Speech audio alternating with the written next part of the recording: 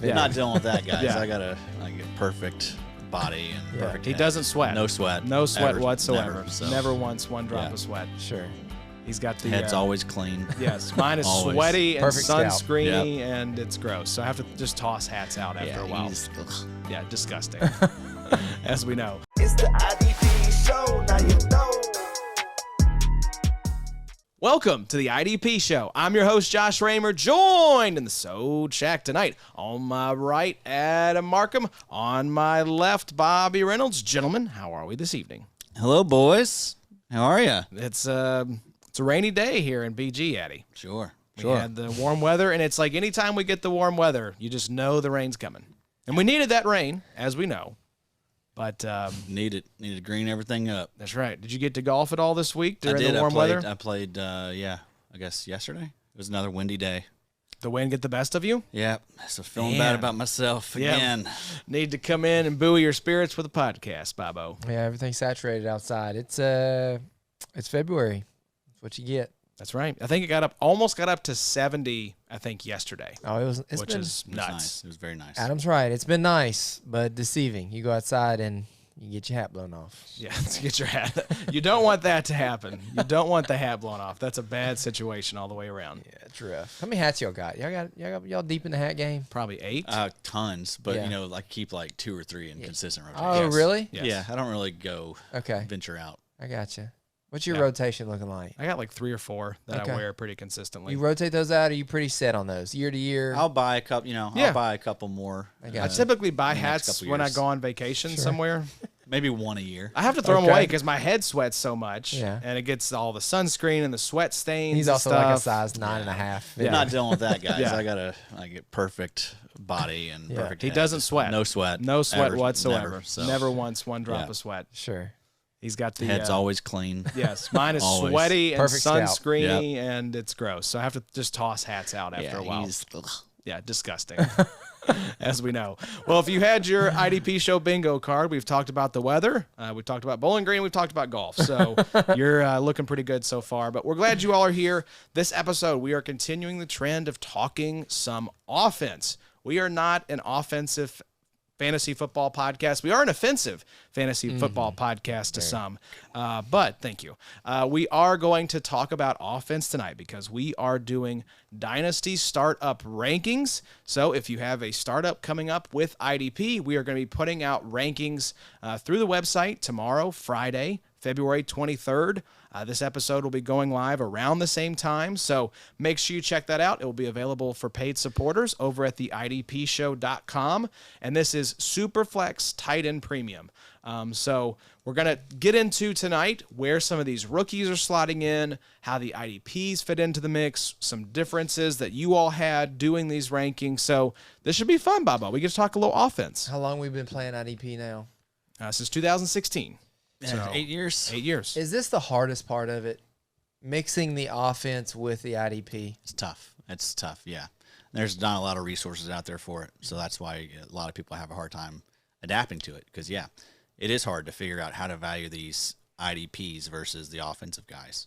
But I don't know. I feel like we got a pretty good handle on it. You know, we've been a part of many dynasty leagues. I think I'm in over 10. They all are loaded up with IDP. You're in too many. Way too many. Yeah. But Bobby's somehow in, not enough. Bobby's in tons. Sure. You're in quite a few as well. Yep.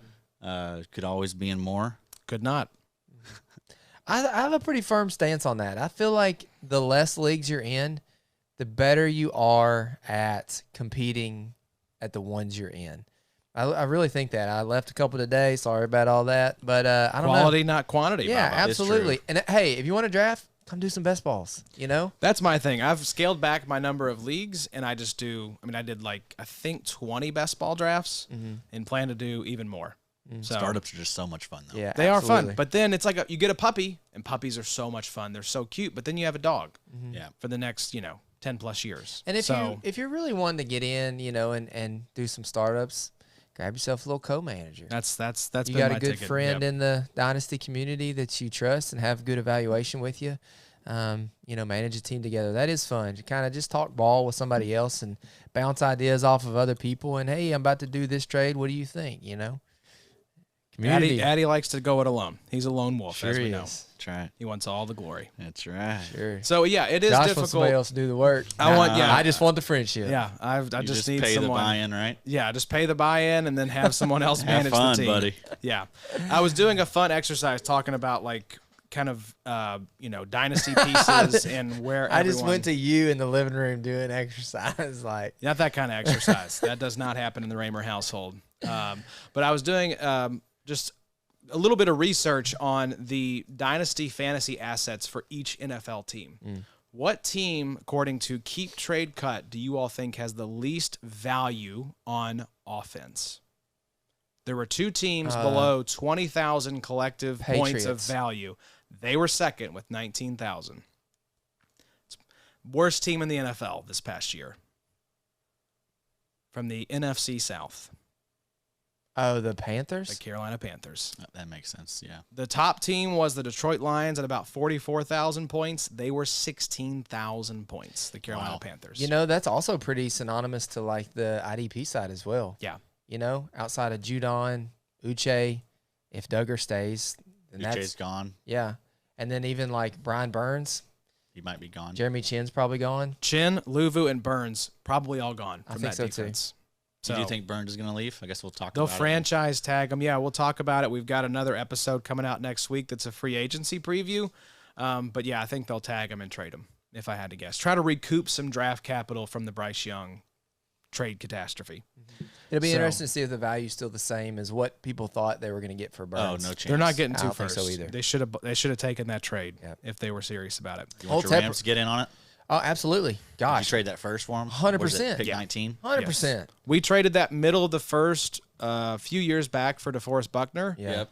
That is a no-brainer. Worked out great. They drafted Javon Hargrave or Javon Kinlaw in his Kinlaw. place. I think Has it's not worked out, at this Although pos- he's improved. He's fine. He did Yeah. improve Yeah. towards the end of his. but he's not Buckner. Right. And I Yeah. think he's a UFA as well. He could be a nice little sneaky ad. at 19, I think the last DJ mock had the Rams taking a lineman. And I know linemen are important, but in fantasy, we don't really, It's not sexy. we don't care. But no, you're looking at, Joshy, you put a little short out the other day about who we think the first IDP off the board is going to be. And I think at 19, Verse and Turner are both going to be long gone. Maybe the boy Cooper DeJean is probably gone also. So at 19, you're looking at like Latu. maybe one of these wide receivers if you're interested, or Latu, Chop. I think Latu went in DJ's mock at 21 to Miami. Y'all would do 119 for Burns. I'd rather have Burns than I'd all rather those have other edge absolutely. rushers at that point. 100%. The problem might be though, I don't know what the Rams cap looks like. You're going to have to pay him pretty quickly. I mean, that's Rams gonna be have a- some cap. Do they? They do. They have Okay. some picks and they have some cap. Speaking of DeJean, I saw where he's not going to be participating in the combine. Yes, he's still recovering. Sucks. Yeah, but I think he's going to work out probably at his pro day, a little Yeah, closer to so the that'll draft. be all right. So Hopefully we'll that see. happens. It's gonna be We'll see him fine. then. But yeah, it who would have been cares? it would have been fun too because I mean he was kind of the highlight of the DB workouts. Yeah. And we'll have an episode here coming up in a couple weeks breaking down the combine, There's some other Results DBs as though well. I've Yep. been liking though. rising on them. Yes, sir. Give me one name. I'll give you one. Hold on, I'm blanking. Old Tyler Nubin for me. I know Kinda- you mentioned him last episode. Kind of perking the interest a little bit. Yeah. Cole Bishop, Yeah. safety out of Utah. Okay. Yeah. Very good. it Very was- fun. It was interesting when I was listening to Prospects to Pros, which is in the athletic feed with Nate Tice and Dane Brugler. Yeah. And they mentioned their favorite linebacker in the draft, and they were both in total agreement with someone that we hadn't even talked about. I know you're talking I'd have to about. go back and look to see who it was, but I was like, I know Peyton Wilson and Edgerrin Cooper and Jeremiah Trotter Jr. I think DJ posted about it too, where he was like talking about all the traits and everything. Like, why are we so low on this guy? Yeah. We'll look up and see who that is. Yes, it was just very interesting. So it's like, as much as we know now about these rookies, Yeah. the landscape is going to change a lot over the next, 2 months before Yeah. the draft? And in contrary to what I feel like I want to do most years with my 4th and 5th rounders, I feel like this is a fun year to have a couple throws in the 4th and the 5th.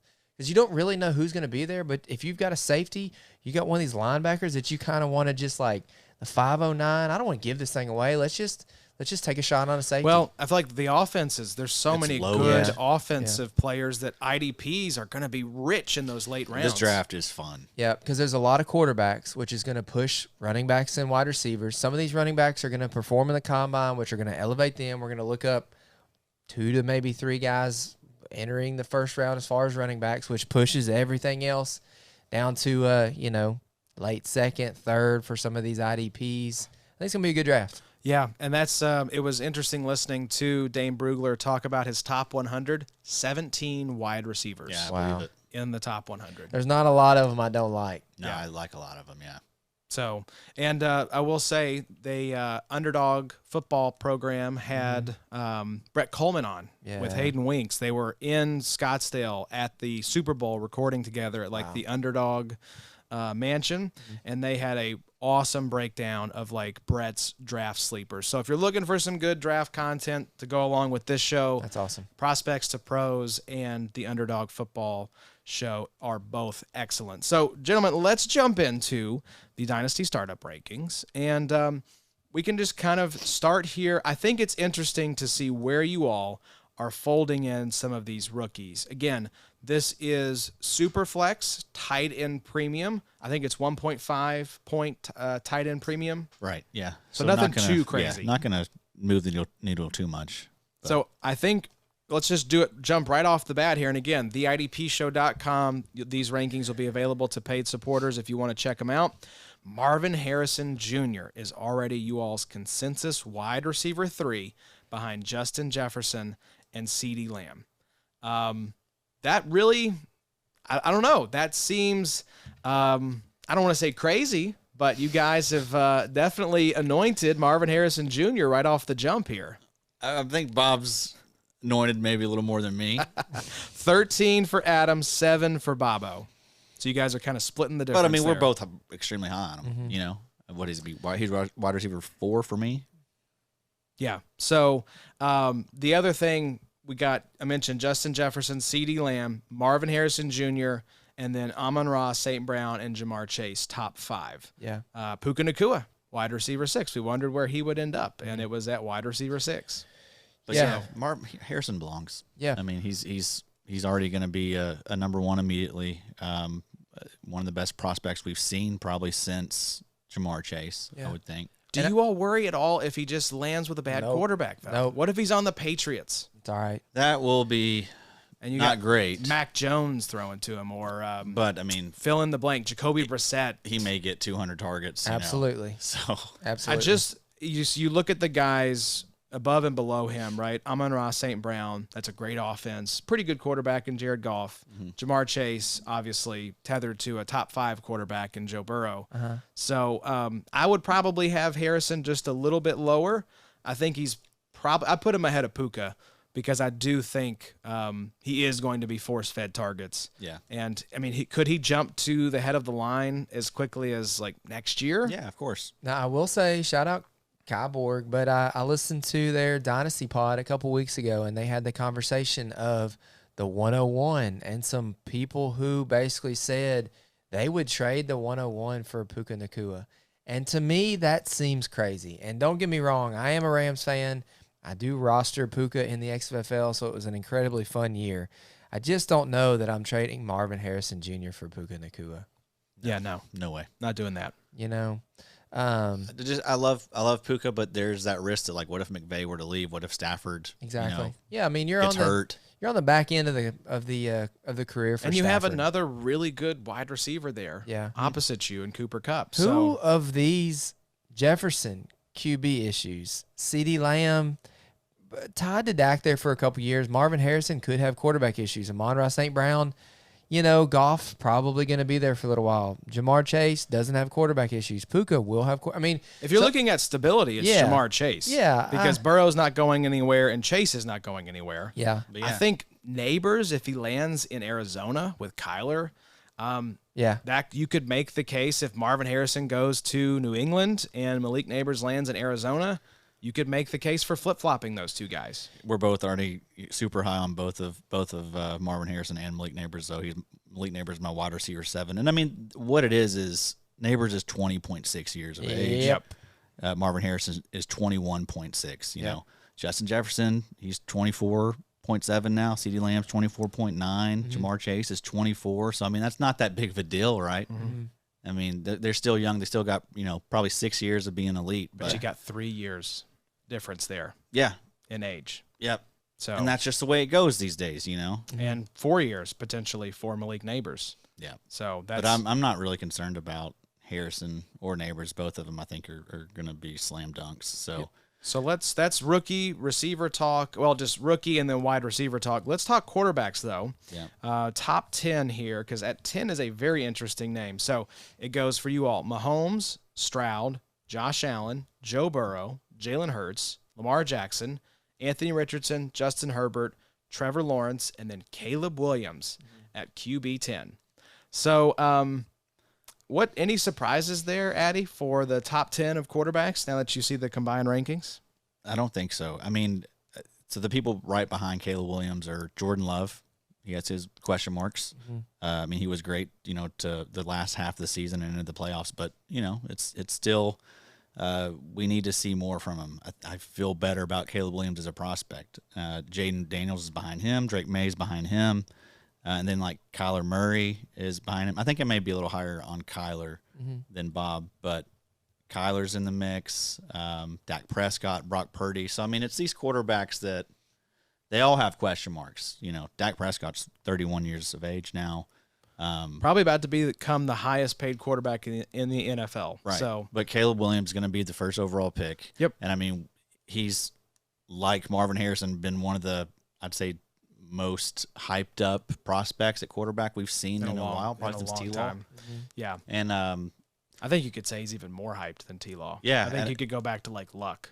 and I think we could easily see a CJ Stroud type situation for Caleb Williams year one. You know, They're talking about on Prospects to Pros, should the Bears trade up if Rome Odunze is there available in the middle of that kind of first 10 picks? And the answer is yes. Yeah, Caleb's going to be walking into a good situation there in Chicago. I mean, DJ Moore, he balled last year with Justin Fields. Wide receiver 5 last year. Yeah, we know about Fields and his issues. And then, I'd imagine they're going to add one of these receivers, even if it's not Neighbors or Harrison. Like, this class is loaded. We talked about it on the last episode. There is like legit like 20 receivers that we like. So I feel good about Chicago and that offense. Cole Kmet's there, you know. That offensive line's pretty good. Offensive line's pretty good. solid. They got a lot of picks going forward, you know. So I mean that's a ton of money. That's a franchise in a good spot. So I feel good about Caleb Williams. What would they get for Fields? I think they'll get a second round pick. Yeah. Where's he going? I think Pittsburgh or Atlanta. That'd be good. A lot of smoke with Pittsburgh right now. I would prefer that over Atlanta. Yeah, I'm ready to see Atlanta I'm ready to see these assets get like a good quarterback that can throw the ball. A lot of talk of Jaden Daniels or J.J. McCarthy there. I don't know if that would be better either. Yeah, the scenario that makes sense grab to Drake me May. is if they don't trade up.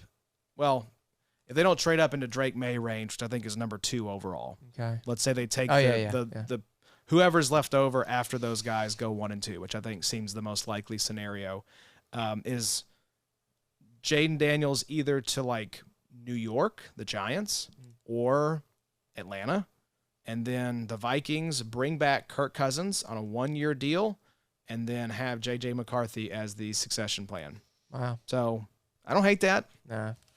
I mean, I hope Kirk does come back. Yeah, honestly, that would be, I think, the best case scenario for the Vikes. Yeah, it's just a 1-year deal, fully guaranteed, $40 million or whatever, and let's get JJ paid. Let's get Kirk paid. Go ahead and draft your quarterback of the future. Just for our Addison and Jefferson.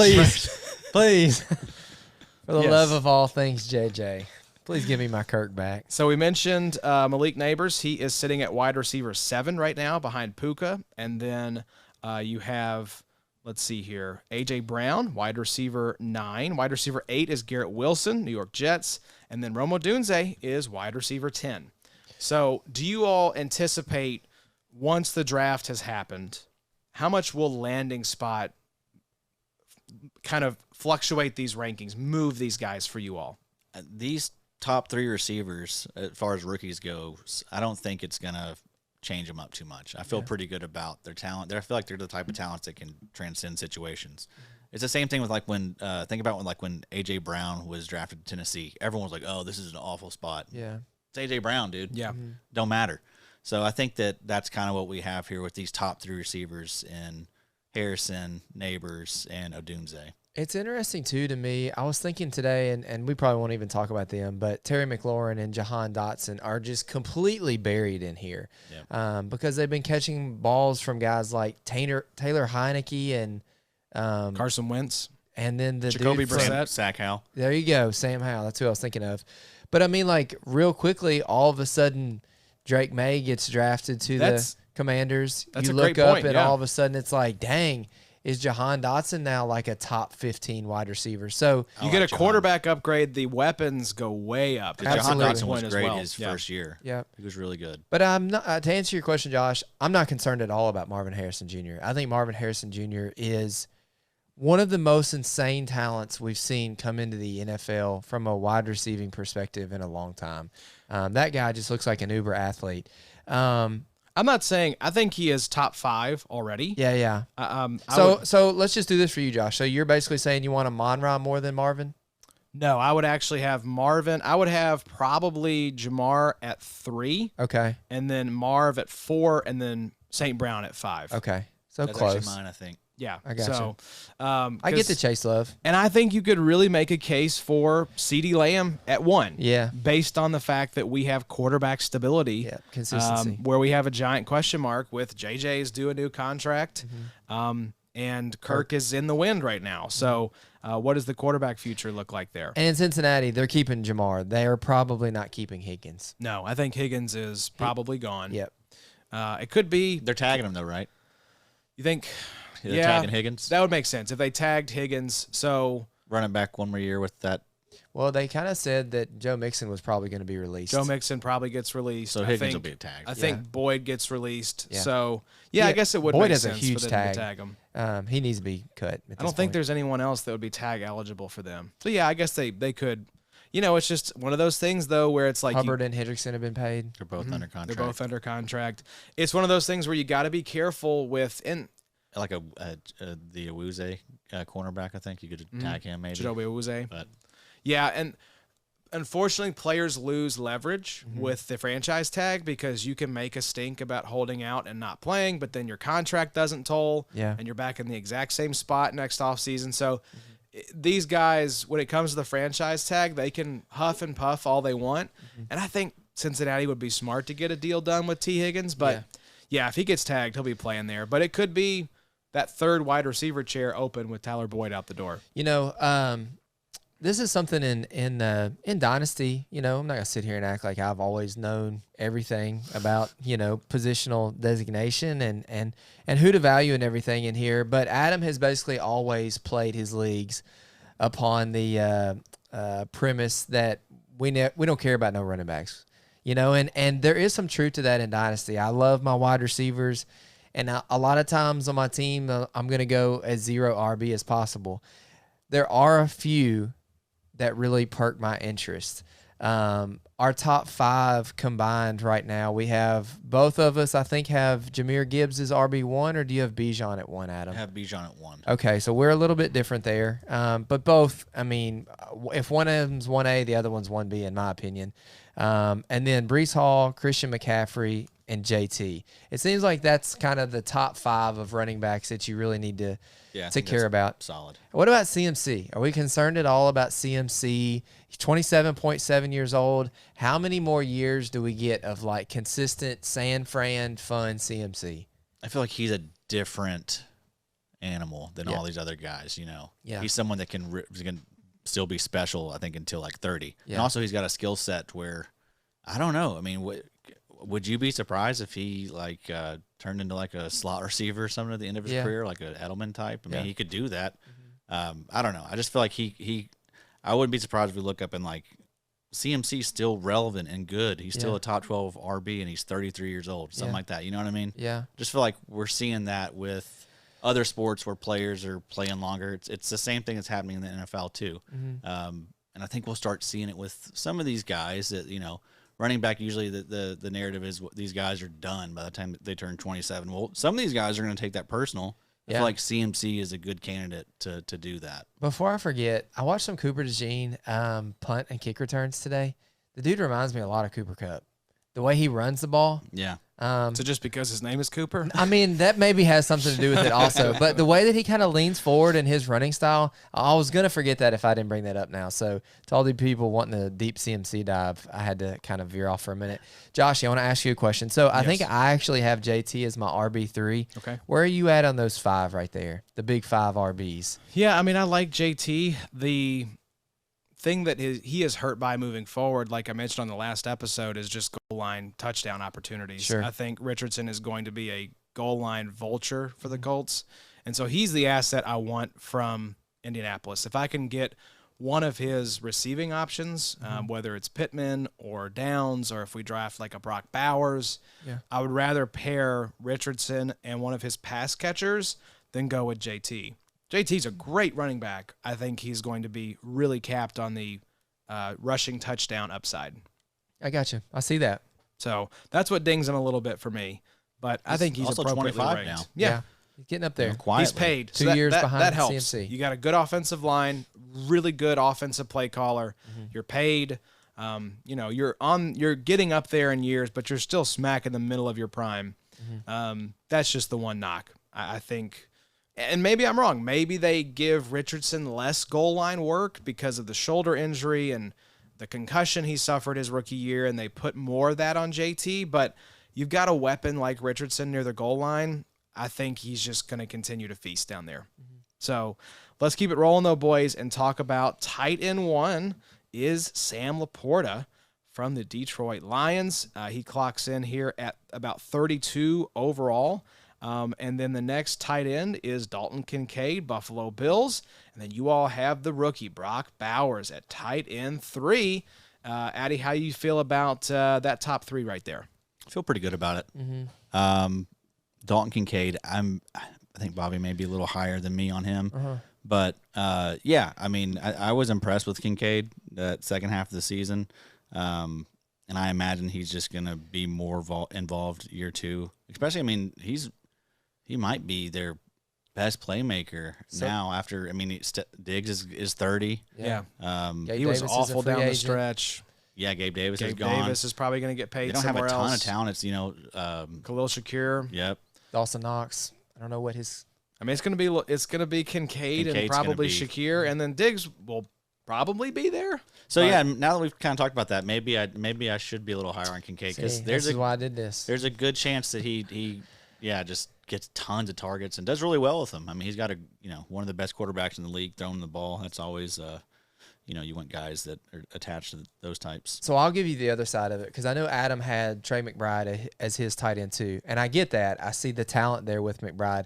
I just think that maybe he was the other side of Kincaid to where he was force-fed so many balls because there wasn't a ton of talent there in Arizona last year. Hollywood Brown was hurt a majority of last season, and they just didn't have anybody, to really make a play. So they fed the ball to McBride. What do you have, 10, 12 targets a game? Because he's good. He is pretty good. I will give you that. So maybe I am a little bit behind on McBride. I just think that now, all of a sudden, if you insert Marvin Harrison Jr. or a Malik Neighbors into that situation, the targets for McBride are going to come down a little bit just because they have to. But McBride is That offense he's fun. overall But could go up. them red zone targets Sure. may come up there. Sure, tuds. But also, I mean, he didn't have Kyler that first half. Yeah. And he played really well. I agree. So, I I mean, agree. I like that offense where it's at, assuming they get one of these big receivers to pair with McBride. Yeah. Hollywood Brown's gone. Yeah. We like the Michael Wilson. Yeah, we sure do. I think he's pretty solid. Mm-hmm. So, I think that team could be sneaky good. running back's a weird situation. They have James Conner still there, I guess, under contract. Michael Carter. So they have tons of work to do. Defense is absolutely butt cheeks. Maybe the worst defense. It's very bad. It's very, very bad. I mean, who are your building blocks? Buddha's probably gone. B.J. Ojolari. Yeah, I mean, that's what you're looking Zaven at. Collins. Yeah. I mean, it's rough. How many It years is till Zaven's really free? rough. We Next should year. mention. He I may cut him loose this offseason. I was assuming the linebacker they brought in from Kaiser White. Kaiser White was only a 1-year deal. He's there next year as well. Yeah, he's under contract. So, So he yeah. should be good. So that's it. That's your defensive stalwart. Your centerpiece is Kaiser White. Good luck, Yeah, Arizona. I mean, honestly, I don't know. I guess you do. You got to go one of those receivers, I think, if he's there. But they absolutely should be thinking about one of those defensive ends, maybe potentially too. I've said all along. Maybe move him back, and this would be the bombshell, but I mean, should they move up?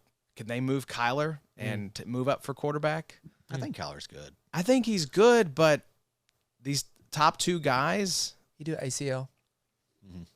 yeah, I mean, he looked fine at the end of the season, but it's like, I don't know. I think if you've got a chance, and I'm sure they're happy. This is not going to happen, but it's just like I'm trying to think of like these berserker scenarios.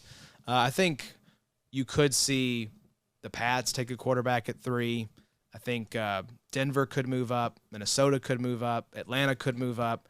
Arizona's just kind of sitting there, and everyone is like penciling in like a lineman or a wide receiver to them. And I'm just like, I don't know if why that's not? what they need.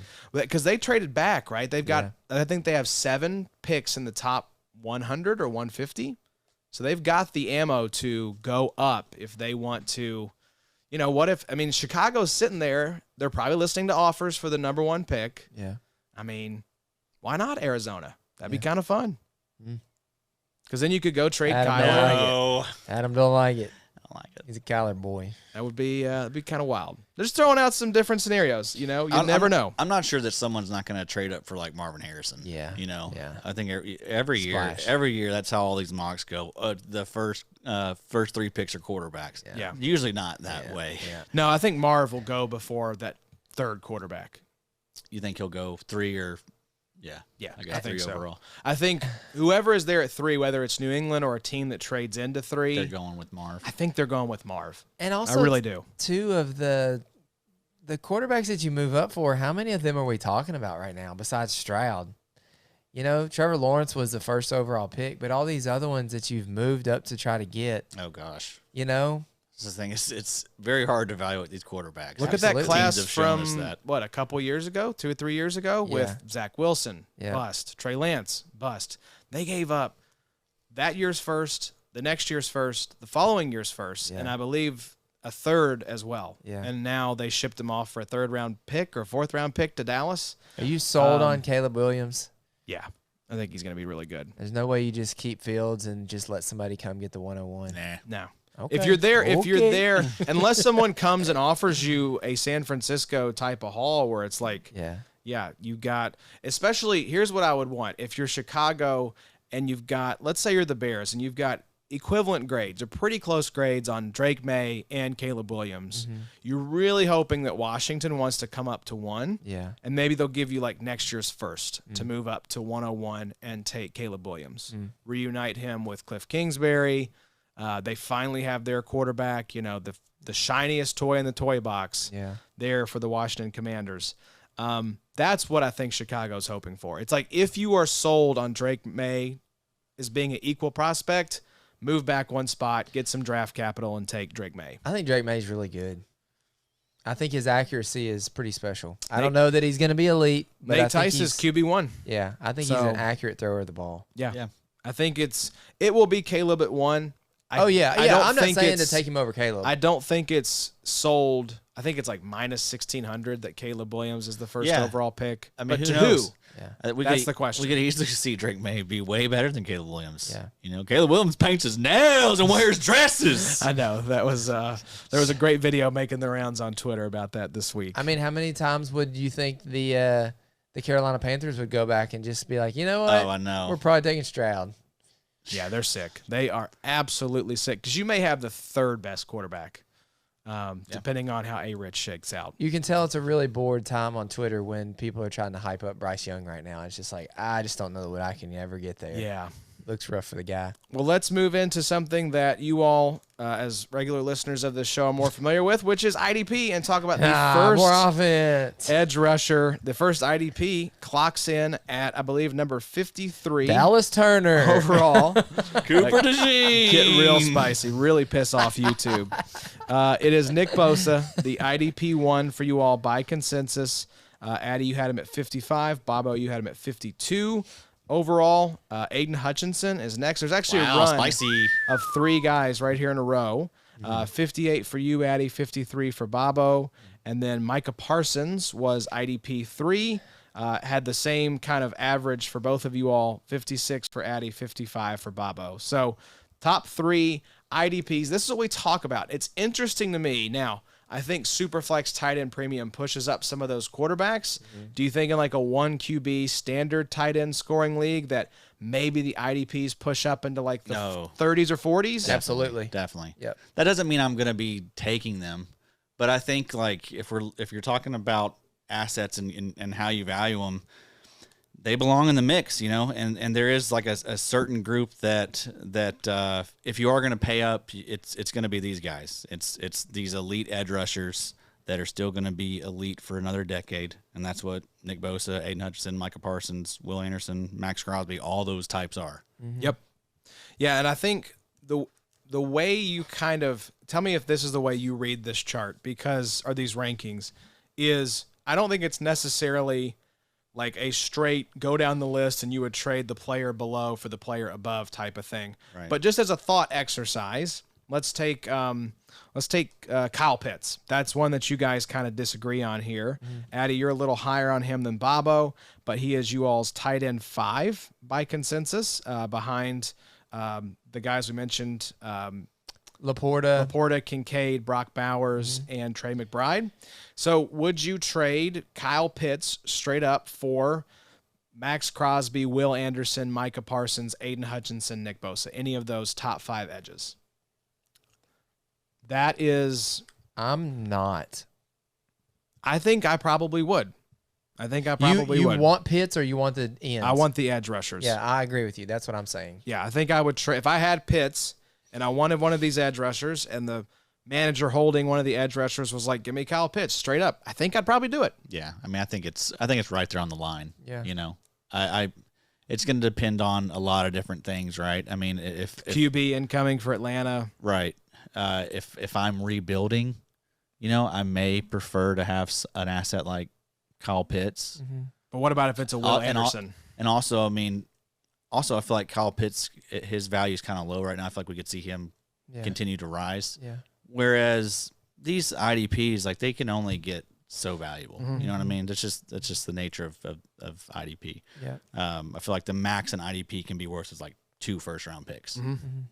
If Kyle Pitts gets a QB upgrade and goes out here and balls, I mean, he's going to be right back in the tight end 1 conversation. Yeah, that's true. So it's a gamble. It depends on how your team is set up. Also, it's like, something we didn't talk about that's really important is like your scoring and the lineup settings. Like if you're only starting like 2 defensive ends, I'm absolutely punting IDP in the position. Yep. These kind of trade questions and questions of IDP value make a lot of assumptions. Is your scoring to where, the IDPs are scoring just as much as your offensive players are? Are your lineup settings to where you're starting an equivalent number of IDPs and offensive players? And we usually assume that you know what you're doing out there. We hope so. Yeah. So I think like if you're in a league where like on Sleeper where you defensive lineman, I think that's when these guys enter in, to the conversation. You should start thinking about, maybe grabbing one of these elite edge rushers in the 6th or 7th round. Yeah. Get in, get one, get out. I mean, it's like in our RSO leagues. We start 2 defensive ends. Well, you can find plenty of talent out there on the waiver wire week to week. So it's like the league I play. I have 2 IDPs. I talked him into getting rid of kickers a couple years ago. 2 IDPs. Those will be the last 2 picks of my draft every single year. Poor kickers. Yeah. Sorry. Are we gonna get a little heat for Aiden over Micah? I don't think so. I think I went Aiden and Will over Micah. Those guys are all so close. I think you can. Yeah, you order them how you want. I don't know, man. I feel like Micah has been this. He's been this kind of pinnacle that people have been looking at, and you don't touch it and you don't move it. He just you keep him in place right up there at the top for the last couple years. And your little conversation a couple weeks ago of like, you got in the Dynasty ranks and kind of that there was a new number one, it got me to thinking. I was like, Aiden sure finished the season like an animal.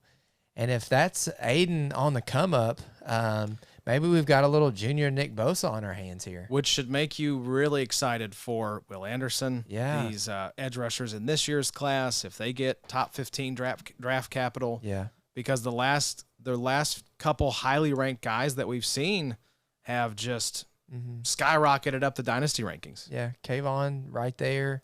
Jalen Phillips, where was he taken in the NFL draft? Pretty high. He would have been right in this mix too Oh, if he stayed absolutely. healthy. Yeah. It's a shame, but yeah, I mean, all the edge rushers is it's in a really good spot right now. I mean, we have some really talented players, really young players, guys that are really starting That's in their it. prime. That's the other thing too. Like you're going to get in these ranks and you're going to look, and me and Adam have a pretty clear little tell as to who we like, not only offensively but also defensively. Nick Bosa, 26; Aiden Hutchinson, 23; Micah Parsons, 24; Will Anderson, 22; Max Crosby, 26.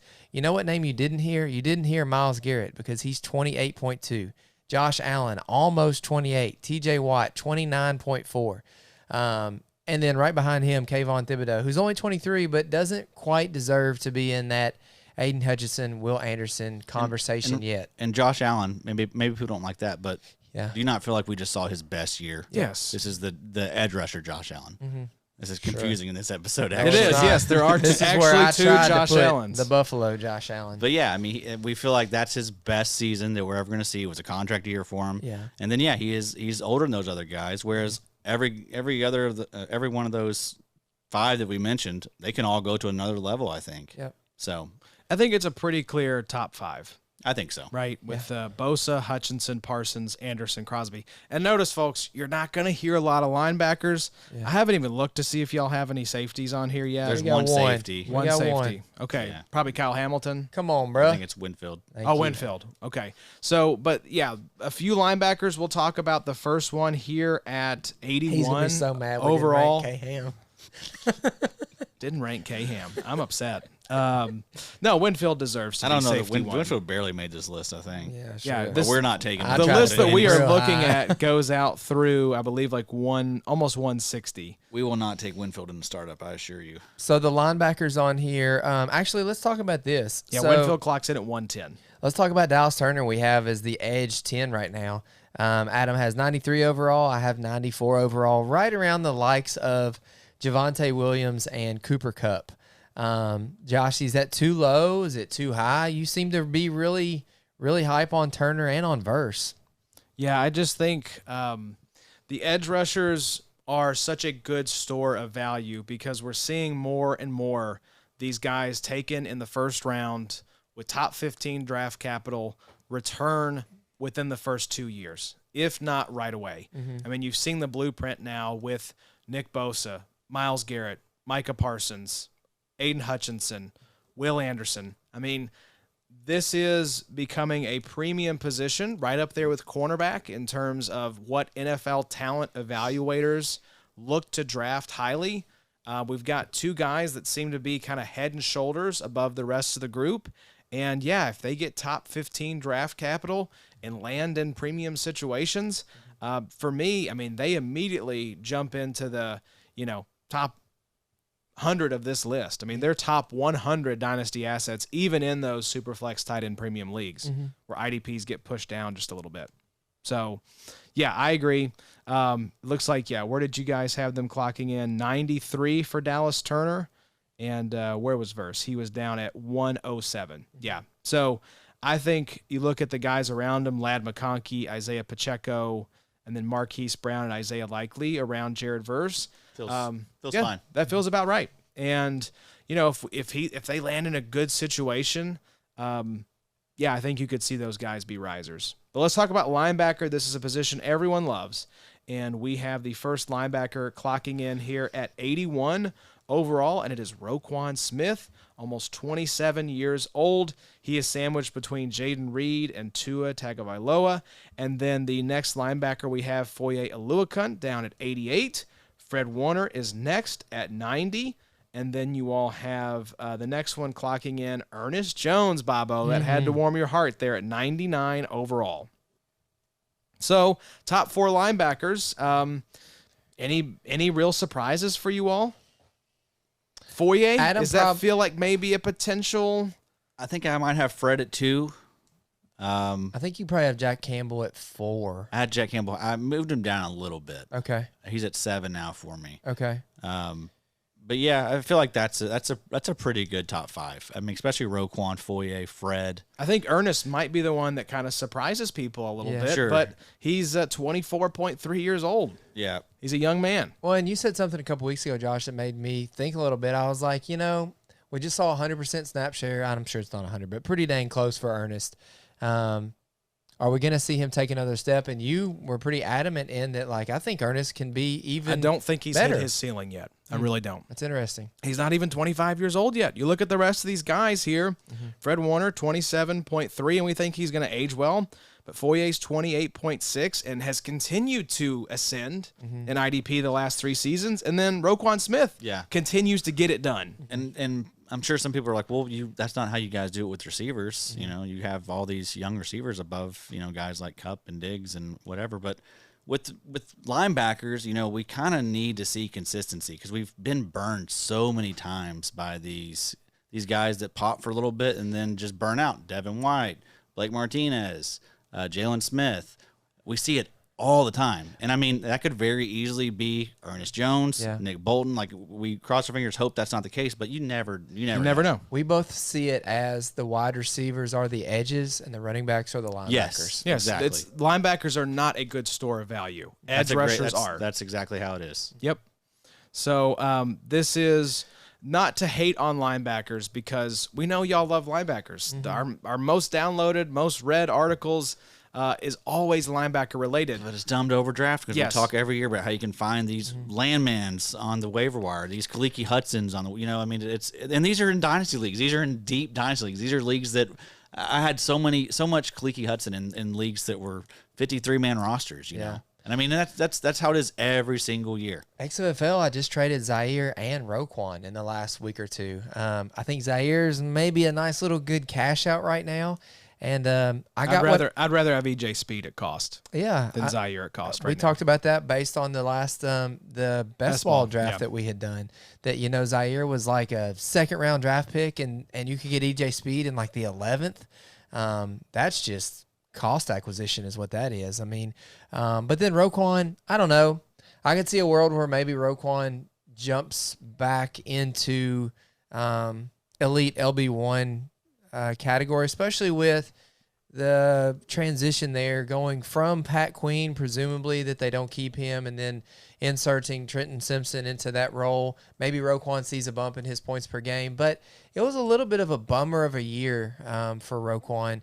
And even if somebody came to me today, I mean, y'all know my love for Ernest Jones and for Nick Bolton, but if somebody came to me today with something stupid for one of these linebackers, it's still a linebacker. Yeah.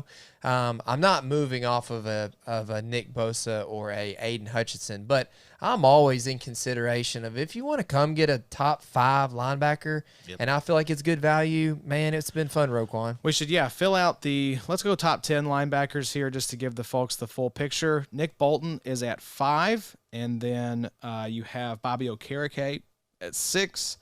And then it looks like the next linebacker here is Jack Campbell at linebacker 7.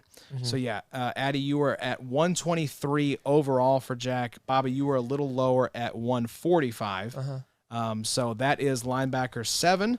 And then y'all know where linebacker 8 is? I don't think we have. Okay, so that's it. Those are the linebackers that made the list. Exactly. So, I mean, what we're telling you is don't overvalue these IDPs. 7 linebackers inside the top, 160. There's only so many guys that we really feel like these guys are kind of worth holding. Yeah. These are the values in IDP. Guys that are going to retain their value. You know what I mean? They're not risky. They're going to be valuable for another 5 years, be elite for another 5 years. There's not a lot of those types in IDP. Let's talk about interior defensive line. The number 1 IDL, Quinnen Williams, clocks in at 126 overall. Now, what do you all think about, is it just because there are a lot of players available at that position. It's not super valuable. It's replaceable. Why are they being suppressed a little bit in these rankings? It's the depth at position for me. I mean, I don't know what Adam would think, but I mean, Quentin had a down year by points per game, but had a tremendous year if you're looking at pressures. I think he led the NFL in IDL pressures last year. I think that was actually Dexter Lawrence. I think you're wrong. I think it was Quentin Williams. I Okay. think Dexter Lawrence was like top 3. Okay. But I mean, literally, we've talked this year about how many IDLs that are on the come up. I mean, the come up is my word for the night. I think I've already used it once as well. Love when we talk come. Or come up. Kalijah Cansey, Jeffrey Simmons, Aaron Donald is still hanging around. You do have Dexter Lawrence. We've got DeForest Buckner's in the mix. Justin Matabikwe. I mean, literally, we could talk about 15 IDLs that could be top 3 IDLs at the end of 2024. So that's what it was for me. Okay. Of like, This is what it was. Dexter Lawrence was the highest graded interior defensive lineman okay. in 2023. See, so you were wrong. It's funny. The past decade, before the past 8 years before that, from 2021 to 2014, all Aaron Donald. Absolutely. So Should have still been. yeah. So What is it for you, IDLs, Addy? why are they suppressed in your eyes, Addy? It's just the market's not very hot for him, right? There's not going to be a lot of people overdrafting a defensive tackle. I mean, it's just not the way it works. And people know, I mean, it's a position that's very up and down year to year. I mean, we just saw it with Quentin Williams. I mean, he's the first, he's our number 1 IDL, but he definitely didn't have the year this year that he had the one before. That was a terrible sentence, but No, I'm It definitely was right there worse with than you. he had been better. Well, it's like Chris Jones. I see Pete Schrager calling Chris Jones like a Hall of Famer if he were to retire today, and I'm like, really? And I guess maybe we're just seeing it through fantasy-colored glasses, where he is probably the most boom-bust player in IDP. But he's got 3 rings, and he's been an anchor of that defense. He plays better in big moments, and But I also, think that matters. Aaron Donald had a bad year, if you really look at it. But, I mean, But also, you don't really have to invest that much for these guys. Like, think about all the rookie drafts that we've had over the years. Like, literally all these guys. Quentin Williams was a 3rd-round pick. Jalen Carter was a 301. 3rd-round pick. Yeah, for Jeffrey me. Simmons was, what, a 4th? I mean, all these guys, you can get them for pretty cheap. Kalijah Cansey last season. yeah. Just these guys are cheap. Matabikwe was like probably the Waiver wire pickup Probably of the undrafted. year. Absolutely. Johnny Newton this year, he's Yeah. going to be probably a solid. I love that you're already on to Johnny. Johnny. Let's go. Yeah, Jers on, no Yeah. more. Yeah. Johnny Newton. This was like when That's a Joe- fun name. That's a cool name. Johnny Newton. who was Never the said it out loud. Yeah. Wow. You said Odafe that. Owe. That He makes was sense. he was Jason Owe. Yeah. Remember, it was Yeah. Jason Owe, then became Odafe Owe. Remember Shaquille Leonard? Yeah, he was Yeah. Darius. Then he went to Shaq, and it all just fell apart. So Biggest mistake of his life. I wanted to end here on a couple of sort of players that you all are split on. So just to throw it back to offense here before we wrap Oh, up. boy. boys. I'm curious, who would you all rather have of this 2-pack of wide receivers? Would you rather have Quentin Johnston, Los Angeles Chargers, or Amari Cooper of the Cleveland Browns? Let's see. It looks like, Bobo, you are much higher. No, Addy, you are higher than Johnston. Addy, you're lower. You guys are 48 spots apart Wow. in your consensus ranks. And then you're 35 spots apart on Amari Cooper. Addy, you are at 140. Bobo, you are at 105. So just felt like kind of a fun little debate here to wrap us up. Quentin Johnston versus Amari Cooper. I still like Quentin Johnston. I mean, he still is in a good situation. He still has Justin Herbert throwing the ball. I do like Amari Cooper for the next 2 years. I mean, he is 29.7 years of age. Yeah. Whereas, Quentin Johnston's 22 and a half. I get that year one wasn't ideal. I get that we all had concerns when he was coming out. But, It does sound like they're cutting Mike Williams. yeah, Keenan Allen is 31, 32. So, I mean, there's going to be opportunity for him. He's going to get targets. So they're going to let him, do the damn thing, I think, year 2. But, yeah, it's really just the age for me and the upside with Quentin Johnston. I think we've seen the best of Amari Cooper, even though he did he had a 50-point Yeah. week and Pretty important. I think it was like week 15, yeah, maybe. playoffs. Yeah. But yeah, it's just the age really with me. It's kind of same as like Cooper Kupp. Cooper Kupp is, I think, identical age to Amari Cooper, oddly enough. I think they're both 30. And I still like Cooper Kupp for probably like 2 to 3 years. I guess what it is for me with Quentin Johnston, I did the whole mental process of like, what if you put QJ into this year's rookie class? Who are you drafting him in front of? Are you going to take him in front of Troy Franklin or Keon Coleman? Are you going to take him in front of like Xavier Worthy, Adonai Mitchell? I don't know. He'd probably be in that range. I didn't like QJ coming out. I didn't think he had great separation. I didn't think it was a hands catcher. Maybe. How is Harbaugh going to like this guy? I mean, that's you got a great quarterback, but what does it look like? It's a pretty disastrous year one. They're going to I trade Herbert and draft J.J. McCarthy. Let's not get crazy. I did trade for Amari Cooper in XFFL. It was a 301, 401 Marvin Mims for Amari Cooper and a 2026 third-round pick. So I got a third back. Yeah. He's like 14, 15 million. So I am supremely talent poor and need to pay guys. I think I have 150 million in cap in that league. So got to pay somebody. Yeah. And I like Cooper for the next 2 years. That's when his contract expires. Yeah. So I'm not holding too tightly to Cooper, but I think that offense could maybe be better depending on how you feel about Deshaun Watson. Both of those guys are in that range. It's kind of like IDP where it's like, I don't really care. If you want to trade some of those guys, like that's fine. Like they're not in the immovable wide receiver category for me. It's where are you at, on your team? Are you rebuilding? You're probably going to go with Johnston. Yeah. If you're contending, you're going to go with Cooper. I mean, you could sit here and you can analyze this whole thing. We could be too high on Tyreek Hill. We have him as a wide receiver 23, but he is 30 years old. What if he only plays 2 more years in the league? That's what he said he was going to do. Yeah. Mm-hmm. So, I mean, what if that's true? Then all of a sudden now you probably want like DJ Moore and, George Pickens higher than him. So, I mean, you can nitpick these things to death. It does have to do a lot with your roster composition. And it has to do with your league economy. Too. I mean, that's so important. Yep.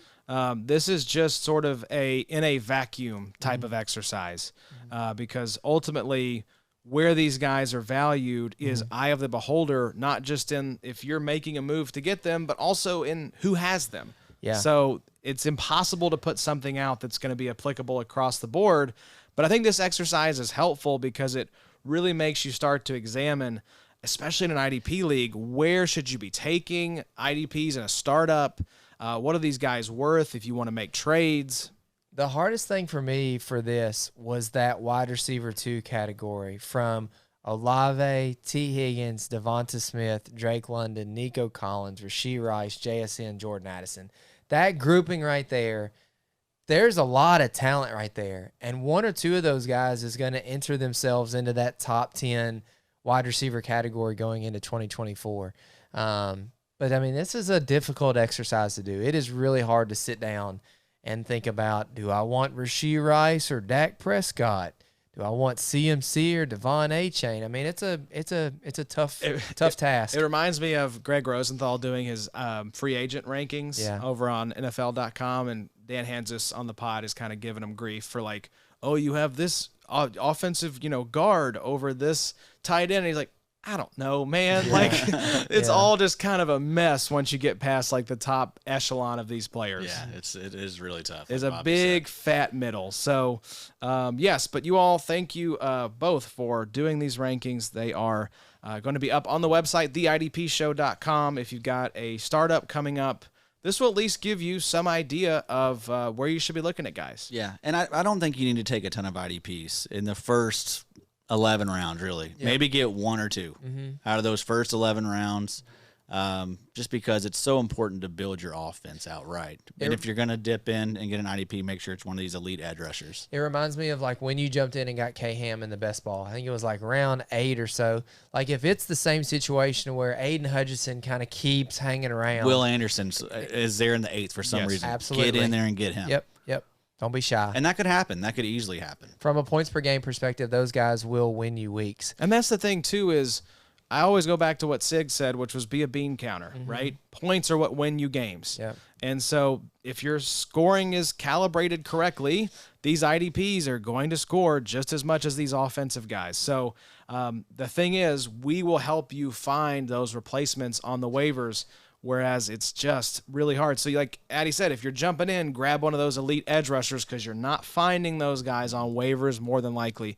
Don't overspend on linebacker. Don't overspend on DB. Yeah. You can find a lot of usable assets off waivers, even in like modestly deep leagues. And I feel like that's what we do well here. You know, we're not going to sit here and talk about defensive scheme and, you know, where guys lined up all the time and everything. We're going to talk about points per game because we play fantasy football and we win, you know, based off of who had the most points that week.